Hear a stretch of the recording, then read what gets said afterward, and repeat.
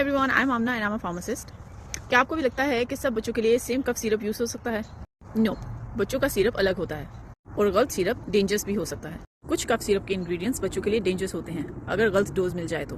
Number 1, डेक्स्ट्रोमेथोर्फेन, breathing rate slow हो जाता है अगर ज्यादा डोज मिले तो। नंबर 2, डाइफेनहाइड्रामीन, सीजर्स कॉज कर सकता है। नंबर 3, कोडीन सिरप्स, बच्चों में बिल्कुल सेफ नहीं, ब्रीदिंग डिप्रेस कर सकता है। ये इंग्रेडिएंट्स बहुत डेंजरस हो सकते हैं अगर आप डोज गेस करके दे रहे हैं। कफ सिरप किड्स का डोज वेट बेस्ड होता है, एडल्ट सिरप को थोड़ा सा दे देना भी सेफ नहीं होता।